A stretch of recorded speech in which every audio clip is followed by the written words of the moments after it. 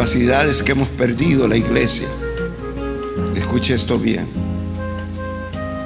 es la sensibilidad de percibir los tiempos peligrosos. Hemos perdido esa sensibilidad, de manera que los tiempos peligrosos para nuestra propia persona, nuestra familia, nuestra iglesia, nuestra ciudad, no los podemos percibir, y los tiempos peligrosos nos atropellan y no nos dimos cuenta, no fuimos sensibles.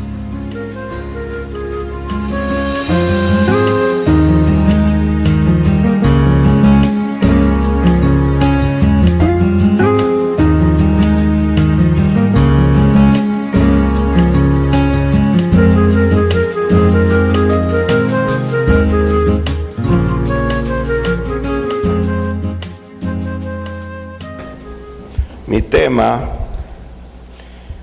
para ustedes es: ¿qué produce la improductividad de la iglesia? Podemos hablar sobre qué produce la productividad, pero yo quiero hablar qué produce la improductividad de la iglesia.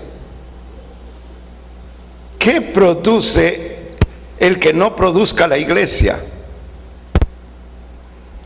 Un principio y un axioma, quiero decir, una verdad irrefutable que ustedes deben entender hoy, es que cuando la iglesia descansa, Satanás gana terreno y gana autoridad. Nosotros debemos descansar cuando descansa el diablo. ¿Y cuándo descansa el diablo? Nunca. Las peores catástrofes de la historia han ocurrido cuando la iglesia descansa, cuando la iglesia disfruta la paz que tiene, las bendiciones que ha recibido, la influencia de Dios que ahora posee. Es cuando Satanás destruye. Ese es el principio sobre el que voy a hablar. Cuando la iglesia descansa, Satanás gana terreno y destruye vidas. Cuando la iglesia descansa. Muy bien. No sé cuántos conocen la historia de la iglesia, pero yo quiero contarla a grandes rasgos porque es la base de nuestro tema. Por ejemplo, cuando la iglesia del capítulo 2 de los Hechos nace bajo el Espíritu Santo,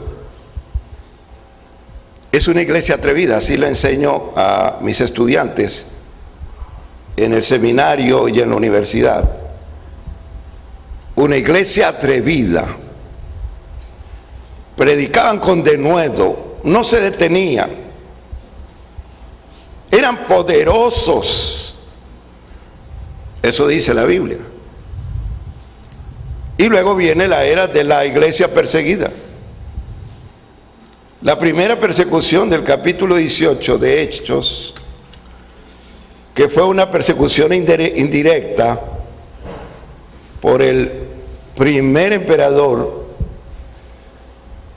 hereje contrario a la iglesia, que se llamaba Diocleciano. Empezó la persecución indirecta. Quitarle propiedades a la iglesia, a los miembros de las iglesias, quitarles negocios, ya había bancos, quitarles sus propiedades en bancos, los bienes muebles, los bienes inmuebles. La iglesia empezó a salir y concurrieron en que Roma tenía debajo de la tierra la costumbre de enterrar a sus muertos. Así que esas catacumbas fueron ideales para los creyentes cristianos perseguidos en la opresión más sanguinaria que ha habido en la historia, que fue bajo Nerón. Hoy la historia declara esto. Yo creo que en estos tiempos de Semana Mayor van a ver este documental en History Channel. Las catacumbas se convirtieron en el refugio de la iglesia perseguida.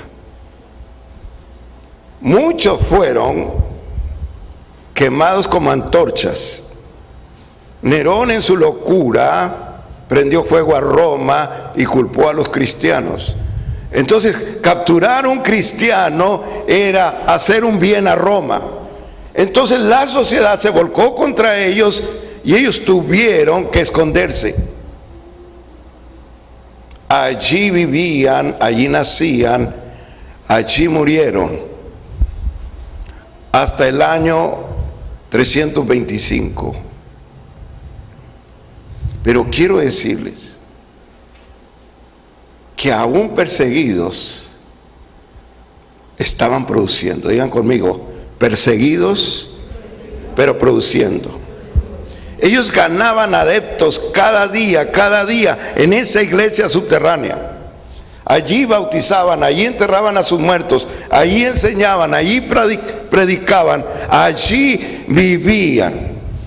De manera que ellos elaboran una clave para distinguirse y no ser apresados en público. Y era el pez. Un cristiano llegaba a determinado lugar y hacía esta señal, y el otro creyente, si era un creyente de las catacumbas, hacía la otra señal con la derecha. Eso era un pez.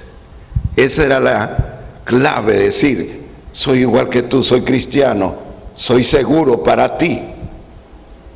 Ahora lo traemos allí en los autos, pero antes era la clave de vida para sobrevivir. Salían por alimentos, pero ganaban adeptos y volvían a las catacumbas produciendo almas. Estuve en Cuba y hay iglesias subterráneas. Usted entra a la casa y hay una puerta en la cocina y esa puerta da hacia un subterráneo. Y ahí tienen batería, tienen todo como tenemos nosotros aquí.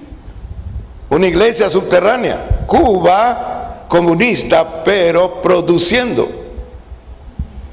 Muy bien. Y yo hablo a una iglesia en libertad como la nuestra, en México libre, y no producimos. Muy bien. La iglesia producía. Y llega el año 325 y Constantino, por una visión que tiene y por la consejería de su madre Ana, él dice, los cristianos ya no van a ser perseguidos. Los cristianos van a ser la religión oficial. Así que todos los cristianos salieron de las catacumbas. En 325 empezaron a vivir entre los demás, llegaron a la iglesia, esa gente maravillosa y santa. Y la iglesia oficial se hizo social. Digan conmigo, la iglesia oficial se hizo social. Allí entraron gente que no estaba convertida, no habían sido salvos, no creían en Jesús. Y ellos, como eran más, empezaron a ganar. Y la iglesia de las catacumbas se fue haciendo chiquita, chiquita, pequeña, pequeña, hasta que quedó exterminada. Allí nace una religión popular, que dominó 800 años, lo que le llamamos nosotros la edad oscurantista, que significa que la religión opacó al evangelio. Más de 800 años en que la luz del evangelio y la doctrina de los apóstoles fue eclipsada por el terror de la religión. en donde las conciencias de generaciones fueron destruidas a nombre de la religión popular, que cambiaron los principios bíblicos y divinos por mandamientos de hombres, que encarcelaron las mentes, las conciencias y las vidas de millones de almas, enviándolas al infierno. Fue hasta 1520 que Martín Lutero abre las puertas de la iglesia, que estaba presa, usando la Biblia, poniéndola en la mano de cada uno de ellos, poniéndola en el idioma de ellos, el alemán, y escuchando la palabra de Dios ya no en latín, sino en su propio idioma. Así, de una manera somera, les hablo que cuando la iglesia descansa, Satanás se convierte en un terrorista. La iglesia produjo aún en persecución, pero dejó de producir cuando dijeron, es la iglesia oficial. La iglesia verdadera de las catacumbas desapareció y la tomaron hombres sin escrúpulos que compraban las llamadas simonías, sus derechos para ser pastores de congregaciones por monedas y no por un llamado de Dios. La iglesia popularizó del cristianismo una religión improductiva, la hizo un negocio. Hoy yo quiero hablarles sobre ¿qué produce la improductividad de la iglesia? ¿Qué produce la improductividad? Ya dije al principio, descansar, decir, estoy bien así. ¿Cómo Satanás ha usado tanto el llamado concepto bendiciones? ¿Cómo estás, hermano? Bendecido. Y parece ser que el bendecido se sienta en un cómodo sillón y dice, estoy bendecido. ¿De qué me preocupo? Que los demás busquen su propia bendición. Ese momento se convierte en trágico. Y yo quiero despertarles a ustedes, Betel. No me interesa otra iglesia, me interesan ustedes y los que no han venido este día. Me interesan sus generaciones. Me interesa que ustedes entiendan que nacimos en Cristo para producir. Muy bien. Tengo una palabra de sabiduría en Proverbios 30. Proverbios 30, versículo 24. ¿Todos tenemos Proverbios 30, versículo 24? Esta es la sabiduría de Salomón. 4 cosas son las más pequeñas de la tierra, y las mismas son más sabias que los sabios. ¿Por qué no lo dicen ustedes?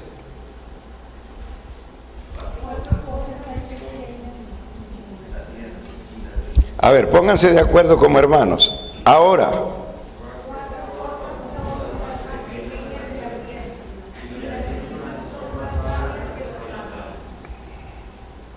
inicia el 25. Las hormigas, pueblo no fuerte, que en el verano preparan su comida. Los conejos, pueblo nada forzado, y ponen su casa en la piedra. Las langostas, que no tienen rey, y salen todas por cuadrillas. La araña que atrapas con tu mano, y está aún en los palacios del rey. Quiero a través de estas metáforas llenas de sabiduría hacerles comprender y entender que Dios nos hizo para producir, no solo en la vida natural, sino también en la vida sobrenatural. Dios me dio esta salvación para producir. Él le llama en su tesis: da de gracia lo que recibiste de gracia. O a alguien le costó la salvación y pagó dólares o pesos. Todos recibimos la salvación por gracia. Esta es la tesis de Dios en la Biblia. Ahora, vayamos de acuerdo con la sabiduría de Salomón, cómo ser productivos.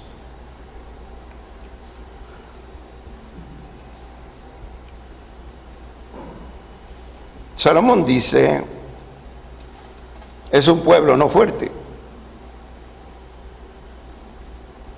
¿Saben cuántas hormiguitas se necesitan para pesar 1 kilo? Se necesitan 300,000 hormigas. 300,000 hormigas. Salomón dijo: es un pueblo que no es fuerte. Pesan de 2 a 3 gramos. Miden de 2 a 5 centímetros.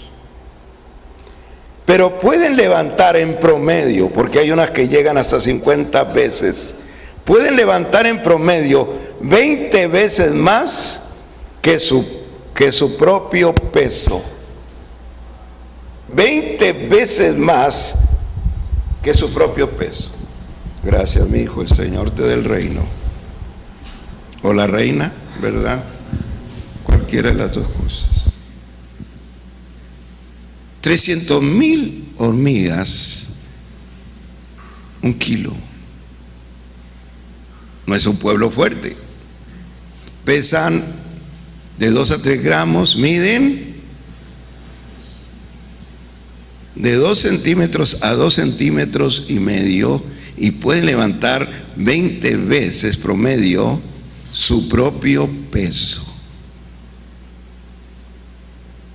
Es un pueblo no fuerte, pero es un pueblo sabio.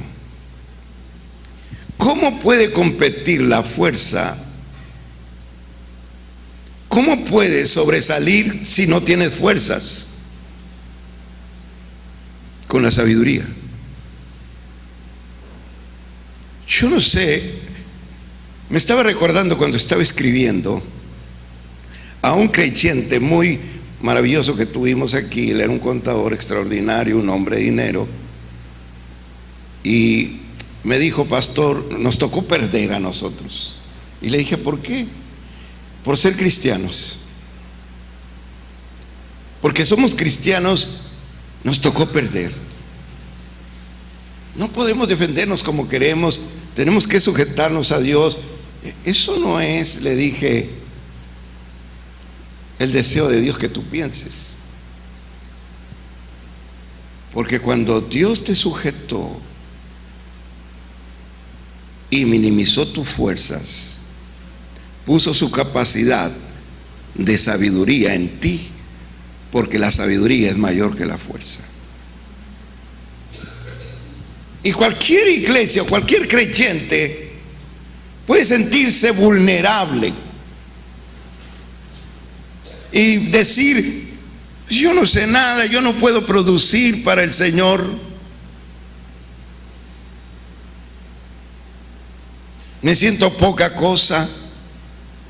Hubo un tiempo en que yo tuve que ilustrar a mi iglesia, hace algunos 30 años, 20 años, y cuando les hablaba de un ministerio, ellos decían: pastor, es que yo no puedo, yo no sé hacer nada, yo no soy nadie. Y yo le decía: no diga que es nadie. Tal vez antes que Cristo lo encontrara así, pero desde que tiene a Cristo en su corazón, usted es algo especial. Solo los que tienen a Cristo en el corazón, usted llega a ser algo especial. Ya no es un donadie. Entonces no es un pueblo vulnerable. Muchos no están produciendo en el reino de Dios, pero están produciendo en otros campos. Y no me explico eso. Teníamos una creyente que vendía joyería y ella era el motor de las economías ahí. Era una mujer muy brillante y me decía: pastor, disculpe, pero yo no puedo evangelizar, no tengo tantas palabras. Y yo decía: tu hija, me dices que no tienes tantas palabras y controlas las mentes de la gente para que te compren joyería. Te he oído hablar, en un minuto hablas más de 300 palabras y me dices: no tengo palabras para hablar de Dios. No puede ser posible. Hay gente que está produciendo mucho en otros campos, pero no están produciendo en el reino de Dios. Pueden convencer personas, pueden crear negocios, pero no pueden producir en el reino de Dios. Eso está grave. Yo pregunto, ¿cuántos de ustedes han traído este año un alma a Cristo aquí a Betel?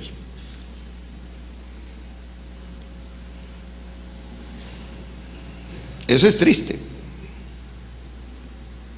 Yo no produzco cuando predico, yo produzco cuando evangelizo.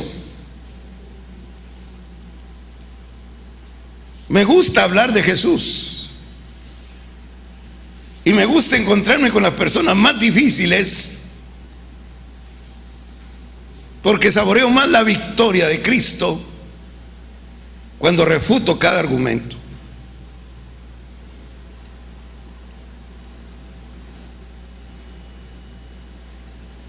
Hay gente que se cree sin fuerzas y yo le digo: aplica la sabiduría de Cristo para producir. No te sientas incompetente. Hay un tiempo para producir, hermanos. La Biblia dice en Eclesiastés que hay un tiempo para todo debajo del sol. También hay un tiempo para producir. Hay un tiempo para ganar almas. Muchas personas no están entendiendo este principio. Y cuando ven, yo quiero que hoy más que nunca pongan atención. También es un motivo por el que estoy hablando así. Hoy más que nunca he visto la enfermedad tan cerca de nosotros. Hace mucho tiempo que yo no miraba este fenómeno y yo miraba la enfermedad muy lejos de nosotros. Pensaba que las personas saludables no podían estar bajo un efecto de una enfermedad. Y de repente, hoy sé que la noche a la mañana se puede manifestar o producir una enfermedad grave. Y lloro por mi iglesia. Dios nos está dando tiempo para producir. No puedes producir cuando quedaste afectado por una enfermedad y tienes que guardar reposo. Tu hábitat va a ser hospital, casa. No es cuando tienes que pensar: ahora sí quiero producir. No, este es el verano. Aprende ahora. Mientras puedes moverte, caminar, respirar, salir, tener energía, es el tiempo, es el verano para producir. Nadie puede producir fuera. Todos tenemos que llevar a Jesús almas.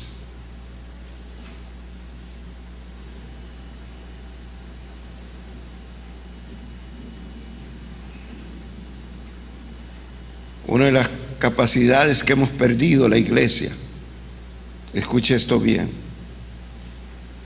es la sensibilidad de percibir los tiempos peligrosos. Hemos perdido esa sensibilidad, de manera que los tiempos peligrosos para nuestra propia persona, nuestra familia, nuestra iglesia, nuestra ciudad, no los podemos percibir, y los tiempos peligrosos nos atropellan y no nos dimos cuenta, no fuimos sensibles. Perdimos la capacidad de ser sensibles en el tiempo de empezar a producir. Yo conozco la historia de una persona que vivió en Villa Unión. Hace tiempo si hoy es un pueblito, pues era un rancho. Y en aquel tiempo, dice esta persona, una mujer, hubo una gran sequía por 5 años. El primer año se secó todo lo que sembraron. Segundo año mucha gente ya no quiso sembrar, pocos sembraron. Tercer año ya nadie sembró, nada más una persona, que era el abuelo de esta hermana. Entre ese abuelo y el padre de la hermana siguieron sembrando. Cuarto año tampoco llovió, perdieron la cosecha. El quinto año ya nada más ese anciano y el papá de esta hermana sembraban. El quinto año cayó una lluvia maravillosa y todo lo que sembraron se dio. Nadie tenía la productividad que solo su abuelo y su padre tenían. Eso se llama perseverancia. No sé cuánto te cuesta a una persona hablarle de Cristo y te cansaste de hablarle. Eso se llama perseverar, perseverar, perseverar, perseverar. Un día Dios hará fertilizar esa semilla en la mente de esa persona. Mi madre era una mujer ganadora de almas, muy famosa en nuestra iglesia y en la iglesia donde crecimos.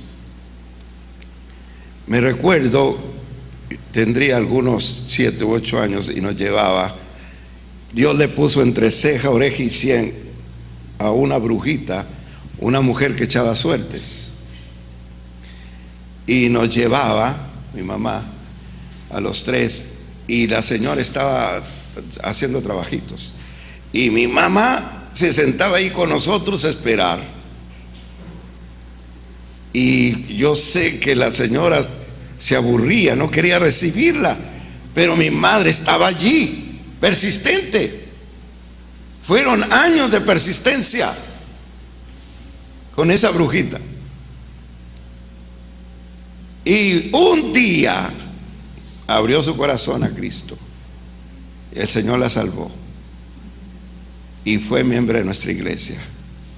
Todavía guardo el diezmo que ella me dio. Fue el primer diezmo que yo recibí. Y pienso, si no ha sido por la terquedad de una dama que se llamaba Toñita Miranda, esa mujer no fuera sido salva. Fueron años de rechazos, de mentiras, pero mi madre tenía la sabiduría de decir: Dios, ya te dediqué a esa persona y no importa cuánto tiempo, te la voy a entregar. ¿Cuántos han pensado así alguna vez? Amén. Quien se da por vencido deshonra a Dios, porque alguien tuvo que batallar con ustedes también un buen tiempo.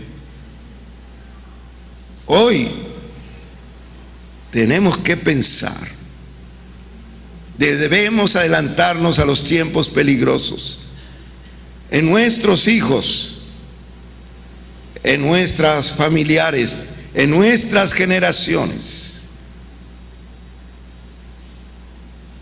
el rey Salomón dice que las hormigas son un pueblo disciplinado. Es un pueblo sin presunción, pero produce. ¿Cuántos han visto hormiguitas y solo por el placer las aplastan? Y dicen, es que es un ser insignificante, es un insecto. Tal vez la gente nos ve así, a los hermanos y a los aleluyas. Pero Dios quiere que produzcamos. Una hormiguita camina más de 500 metros para llevar su comida, no solamente exteriormente, sino internamente. Nosotros tenemos que invertir en un alma. La fortaleza nos la va a dar el Señor,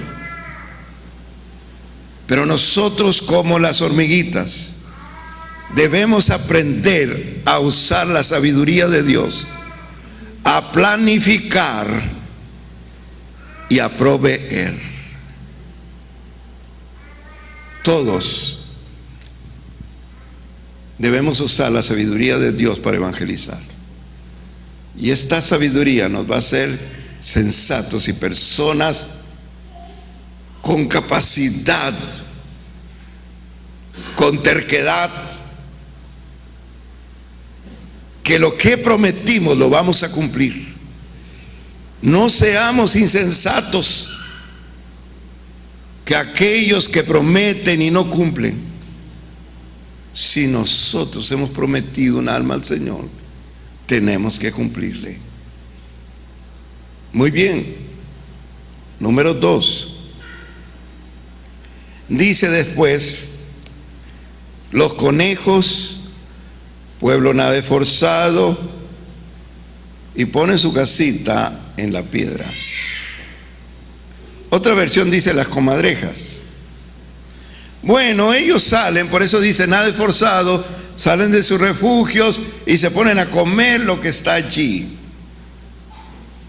No se llevan nada a casa, no tienen bodegas, no se esfuerzan mucho, pero lo importante que tienen es que tienen una intuición de la seguridad y van y ponen su casa debajo de una piedra, debajo de una roca. Creo yo que para producir necesitamos tener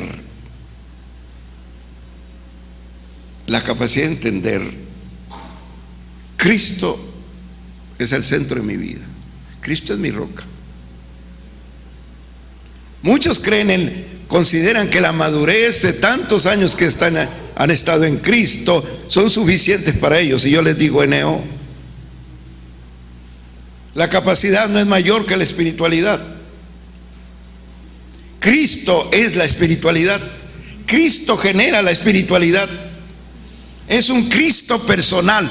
Cristo es nuestra seguridad como roca. Y cuando nosotros estamos en la roca que es Cristo, entonces tenemos la inteligencia de Cristo. Esta energía, hermanos, ¿saben ustedes que la seguridad da energía? Cuando han hecho algunas estadísticas de seguridad, las empresas no llegan a países inseguros. La inseguridad hace que no haya productividad. Una familia, un matrimonio con inseguridad de divorcio no produce. Una familia con inseguridades no produce. Una iglesia insegura no produce. Una iglesia que no tiene como centro a Cristo.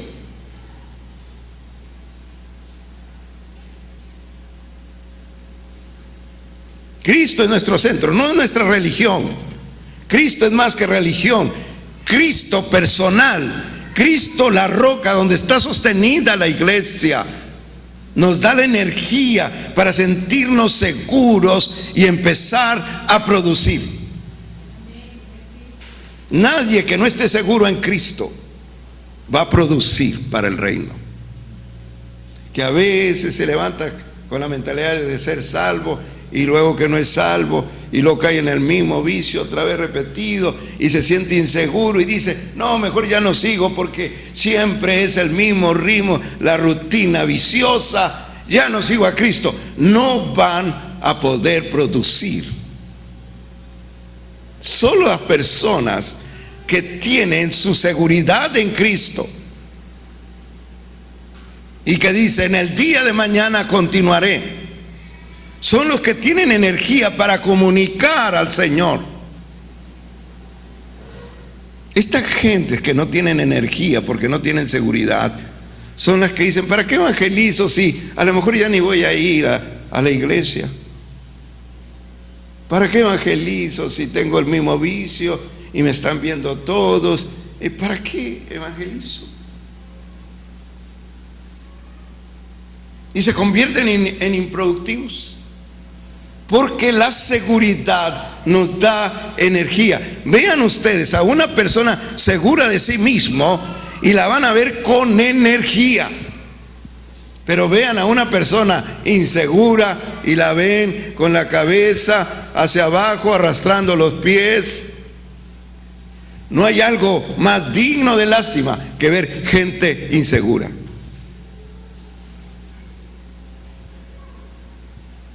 Nosotros tenemos evangelio porque tenemos gente segura. Miren, escuché, aún siendo niño, a un hombre de Dios, un pastor rural de muchos años, y yo ya estaba impactado por el evangelio, aún inmerso en mis adversidades. Yo consideraba el evangelio tan sobrenatural y tan importante que cuando oía testimonios los grababa. Me grabé este.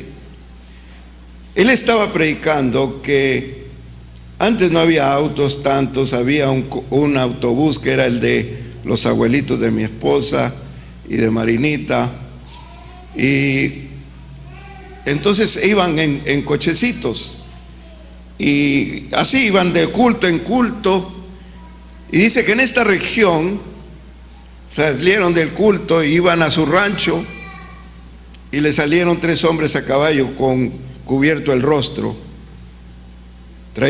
Uno traía un machete y 2 pistolas. Él llevaba 2 hermanos adelante con él en el cochecito y las hermanas y niños dormidos atrás. Y ellos les increparon y dijeron: danos todo lo que tienes. Y él dice: me puse de pie. Era un hombre alto, flaco, recio, garrudo. Me puse de pie y les dije: bueno, pues les doy lo que traigo. Y yo traía mi Biblia de bolsillo y hice en la chaqueta así, y ellos salieron de estampida con los caballos que hasta nos asustaron, y en la oscuridad se fueron. Y él dijo: pensaron que traía un arma. Bueno, traía la Biblia. Hermanos, Satanás confía en los hombres y mujeres inseguras. Son su mejor arma para destruir a la iglesia. Satanás teme a los hombres y mujeres seguras, que tienen propiedad y autoridad, que no se desaniman, que lo que ponen en su mente lo ponen en cosas tangibles, que llegan a la meta. Betel debe aprender. Ahora, fíjense, dice que los conejos son un pueblo nada esforzado, pero que pone su casa en la piedra. Quiere decir, es un pueblo inteligente, porque pone como la base de su vida la seguridad. Y la iglesia debe poner como base de su vida la seguridad en Cristo. aunque no sea nada esforzado. Yo quiero que lean San Juan 1:45. No se necesita tanto esfuerzo para ganar almas para Jesús. Si alguien está pensando en que no ha tomado curso para saber qué decir y que ha sido su pretexto toda la vida. Muy bien, hay gente que dice, es que me pongo nervioso, y yo le digo, ¿cómo no se puso nervioso cuando se casó? San Juan 1:45. Felipe halló a Natanael y le dijo, Natanael, hemos hallado a aquel de quien escribió Moisés en la ley, también escribieron los profetas. Se llama Jesús, el hijo de José de Nazaret. Versículo 46. Natanael le dijo, ¿de Nazaret puede salir algo bueno? Como ven, contra una controversia. Le dijo Felipe, léanlo todos ustedes. ¿Qué le dijo Felipe? ¿Otra vez? ¿Otra vez? Y se lo ganó para Cristo. ¿Sabe cómo se llama eso? Invitar a alguien.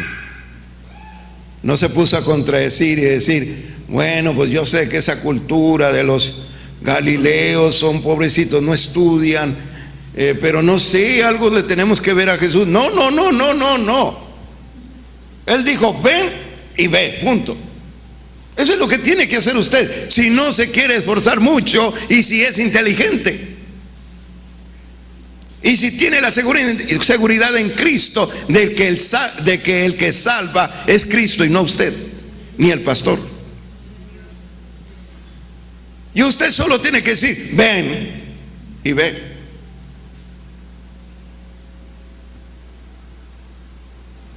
¿Es difícil eso? Eso se llama producción con inteligencia. Sin esfuerzo pero con inteligencia.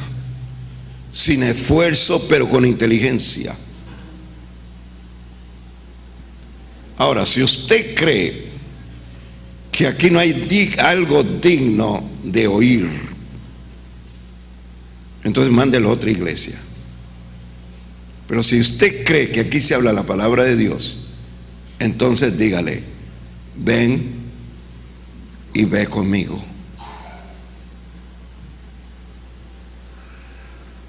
Hay algo, un síndrome que tenemos que aprender. Ya no es aquello, solo en raros casos donde las personas no son de esta ciudad, pero no deje niños, lo que yo llamo el síndrome de dejar niños en el hospital. Y son aquellas personas que dicen, pastor, le entregué a Cristo y ya le dije, pues vaya a la iglesia que usted quiera. Y yo le digo, NO. Cuando Marinita tuvo sus 24 hijos, ella los tomó y dijo, me los llevo. Ella no dijo, ahí se los dejo. Ahí lo dejan donde quieran. Ella lo tomó. Eso es aprendiendo a ser padres espirituales. ¿Cómo falta aprender a ser padre y madre espiritual? Ya no es aquello de, ay pastor, ahí se lo dejo. No. Usted tiene que ser un modelo para esa persona. Un modelo de asistencia a la iglesia, modelo de oración, modelo de lectura bíblica, modelo de principios y valores. Usted tiene que ser un modelo. Usted tiene que, donde va el bebé, va usted. Eso es producir. Es hacer que el reino empiece a crecer bárbaramente. Yo le digo al Señor, yo necesito un pueblo próspero y un pueblo creciente. Tú me has dado la capacidad para alimentar no 100 solamente o 200. Dios me ha dado la capacidad para alimentar miles. Por eso les quiero preparar sus mentes.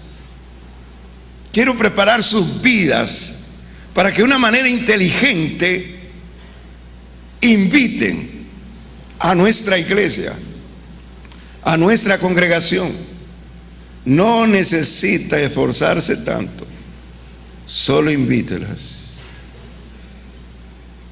Si nosotros practicamos eso bíblico, todos los días tendremos invitados en Betel. Diga conmigo, todos los días tendremos invitados en Betel. Ahora ustedes solos.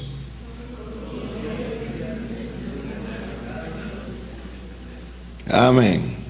Una ocasión, con muchos se acostumbra, muchos creyentes se dan sus vacaciones y en lo que tardan un mes, 2 meses en llegar, nacen nuevos creyentes y nacieron nuevos creyentes aquí. Y uno de los más activos, que estaba creciendo rápido, me dice: pastor, ¿ya vio a la hermana nueva que llegó? Y le digo: ¿cuál nueva? Y aquella que está allá. Y digo: no, hombre, esa es de las más viejas de aquí, nomás que no había venido. Gloria a Dios. No le vaya a pasar eso a usted. Así que vamos a invitar. Número 3, el versículo 27. Las langostas que no tienen rey y salen todas por cuadrillas. Aquí está manifiesta la sabiduría. Las langostas que no tienen rey y salen todas por cuadrillas. La langosta aquí, hermanos, es un insecto, lo que conocemos nosotros por el náhuatl como chapulín, porque cuando hablamos de langosta es un fruto de un árbol en el desierto de Judea, que es una vaina y tiene almendras cuando se secan. Muy bien, ¿qué nos enseña este pueblo? Nos enseña el orden, la disciplina y ser sistemáticos para evangelizar y producir. El poder de la iglesia, hermanos, está en la unidad. Si no estamos unidos, no producimos. En otras palabras, donde va uno, van todos. Y lo que hace uno, lo hacen todos. Este es el sentido del orden y de ser uno.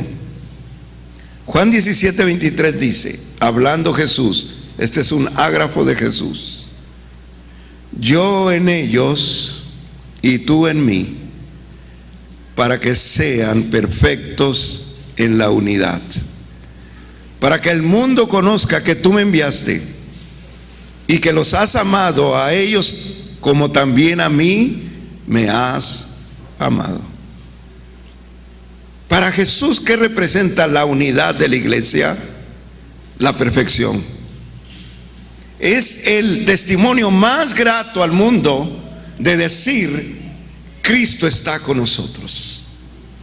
Y es en la unidad donde nosotros podemos producir. No podemos producir en desorden. Donde está uno, deben estar todos. Lo que hace uno, deben hacer todos. Esta es la ley del uno. Efesios 4:13, hablando San Pablo: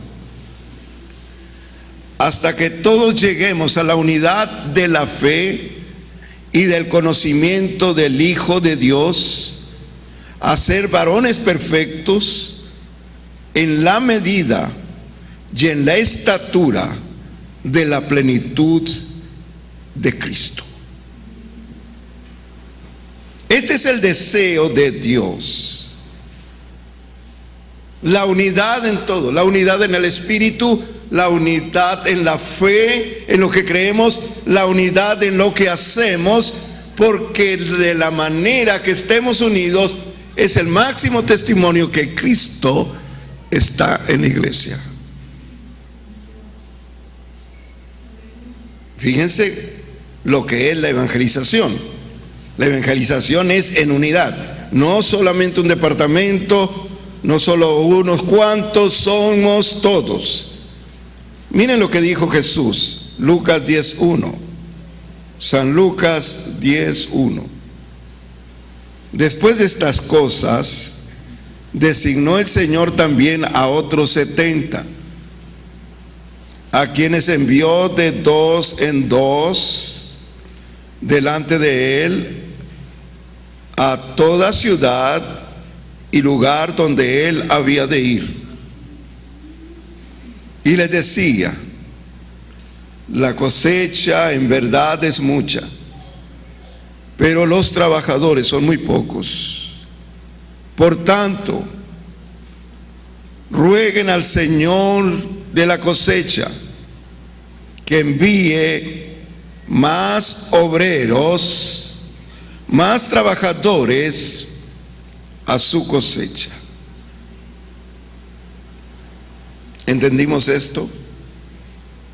Miren la forma tan ordenada de Cristo. No envió a sus discípulos, envió otro grupo que él tenía de 70 y los envió de 2 en 2. Yo me recuerdo cuando era muy joven que así salían en la iglesia donde íbamos de 2 en 2, una hermana de más años con una hermana más joven, para que la hermana más joven aprendiera de la que tenía más años. Igual un varón de más edad con un varón de menos edad para que aprendiera. Y eso se le llamaba el hermano mayor y el hermano menor. Y entre los jóvenes de 2 en 2. Fíjate, Josué, el trabajo de 2 en 2. El trabajo no misionero, evangelístico, de 2 en 2. Este es un trabajo de sabiduría, pero de orden. Es un trabajo sistemático, no un mes y luego hasta el otro año otra vez. Esto es sistemático. Miren, en el seminario también teníamos este orden: hermano mayor, hermano menor. Y cuando estaba en el último año, ingresó un luchador, le llamaban el Indio, un hombre como unos 70 y tantos años, pero un hombre muy fuerte, alto, blanco, muy fuerte. Él decía que había sido maestro de todos los luchadores ahí en Matamoros. Y a cada alumno de primer año, segundo, le decían: ¿quién quieres que sea tu hermano mayor? Y ese hombre me escogió a mí. Yo tenía 16 años. Él me escogió de hermano mayor. Y salí con el Indio a repartir trataditos. Y yo le dije: Indio, tú sabes más aquí, tú eres de aquí, dime dónde hay lugar más popular. Y él dijo: en la central, pero en la central número 2, que va a los ranchos, hermano mayor. Yo le estoy diciendo que él es un hombre muy fuerte, muy alto, ya como unos 75 años, pero parecía una roca. Usted lo tocaba y era una roca. Y le dije: está bien. Y él condujo y me dijo: aquí es, hermano mayor. Le dije: muy bien, entonces déjame a mí hacer la punta y tú vas viendo cómo se hace y tú lo vas a hacer. Sí, hermano mayor. Y yo iba dando tratados y decía: la palabra de Dios, usted amaneció hoy con bendición porque esta es la palabra de Dios, léala. Y la tomaban. Una mujer lo tomó y empezó a verla y le dije: va a entender algunas cosas, pero otras las va a entender en casa. Entonces le dije: ¿ya aprendiste? Y él dijo: ya estoy preparado. Muy bien. Ahora se fue al enfrente, iba repartiendo. Y yo, una mujer, yo creo que estaba en la menopausia, y disculpen las que están en ese trance,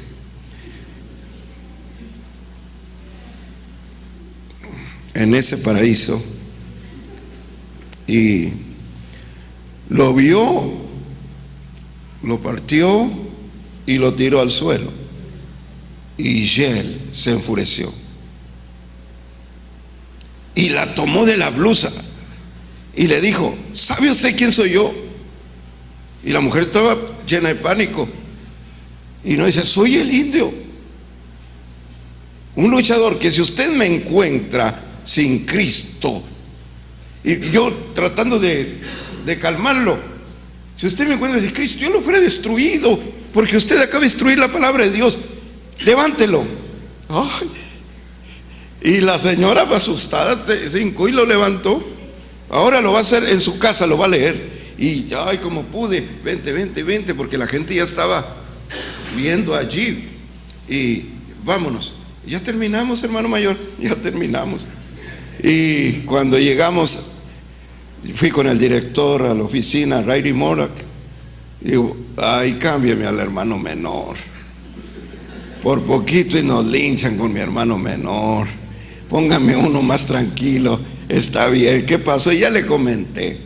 Bueno, así es. Así tenemos que salir. Líderes de la iglesia, pongan atención. Debe haber un hermano mayor, uno que ya sabe, y un hermano menor. A veces saben los hermanos menores más que los mayores. Lo único que hacen es envejecer en la iglesia, pero no aprenden. Muy bien, no importa cuál sea el caso, deben salir casa por casa. Lleven la gracia del Señor. Una de las cosas que aprendí es que tenemos un pueblo enfermo. Cuando yo quiero evangelizar, les digo: estoy orando por enfermos. ¿Sabe usted de alguien? Y me dicen: sí, sé, en mi casa tengo, pero si quiere vamos. Digo: no es necesario que vayamos. Por fe, miren lo que dice la Biblia. La Biblia dice que el Señor oraba por fe y la gente sanaba. ¿Usted tiene fe? Sí, tengo fe. Muy bien, vamos a orar. Y en el nombre del Señor. Hay gente más que rápido toma la palabra y levanta las manos. Hay otra gente que no. Hay gente que rápido toma la palabra, o se hinca o levantan las manos. Pero una de las puertas para llegar a una vida es por la enfermedad. Tenemos una nación enferma.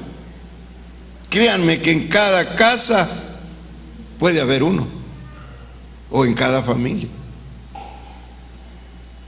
Nosotros debemos ser inteligentes y sabios. Muy bien. Recuerden que Satanás gana terreno cuando la iglesia descansa. Muy bien, y ahora vayamos al último. Versículo 28. La araña que atrapas con la mano y está en palacios del rey. Díganlo ustedes.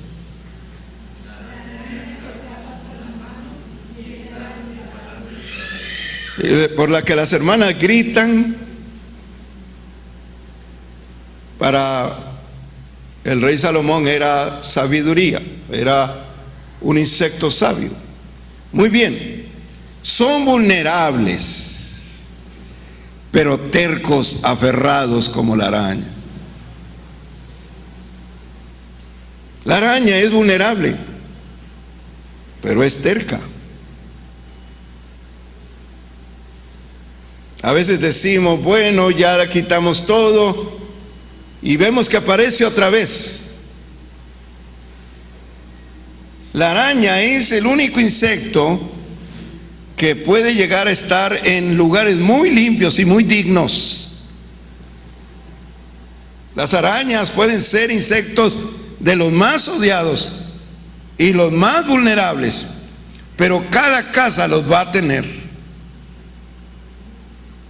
Es así como debemos usar la sabiduría. Cada casa debe tener el evangelio. En cada casa yo debo llevar el evangelio. Cada persona debe tener el evangelio. Debemos convertirnos en una plaga espiritual y volver a casa y decir: gracias, Señor, porque lo que te prometí te estoy entregando ahora. Pero nadie lo puede hacer si sus vidas son inseguras, si sus vidas y mentes no tienen seguridad de Cristo, no tienen seguridad de su persona, no tienen seguridad de sus metas, no tienen seguridad de nada. Entonces tenemos una iglesia que le va a dar el paso a Satanás porque descansó. Cada bendición de Dios debe hacerte devolverle a Dios un alma por cada bendición que Dios me da, en vez de decir: con estas bendiciones me siento a descansar. Mi conclusión es esta: quedarnos quietos es cederle terreno al diablo, terreno a Satanás, aún en nuestra propia familia. Número 1, seamos sabios y produzcamos. 2, refugiémonos en Cristo y llevemos a otros a Cristo invitándolos. 3, trabajemos en unidad y produciremos más. Y 4, convirtámonos en una plaga llevando almas a Cristo. Amados, que nos dé vergüenza no ganar almas para Cristo, y que nos dé temor morir sin haber producido. Hoy estamos en verano, en el tiempo de producir. Cuando llegue el invierno no se produce nada. Estamos a tiempo. Pueden ponerse en pie, por favor. Amado Jesús, llévanos a casa con bendición del cielo. Sella los labios y confunde la mente lo que nos quiera quitar esta hermosa bendición. Perpetúala en nuestras vidas y que podamos repetir a otros esta palabra. Que el amor de Dios, la gracia de nuestro Señor Jesucristo y la comunión del Santo Espíritu sea en todos nosotros. Y el pueblo de Cristo dice: Dios les bendiga a todos. Salúdense en el nombre del Señor.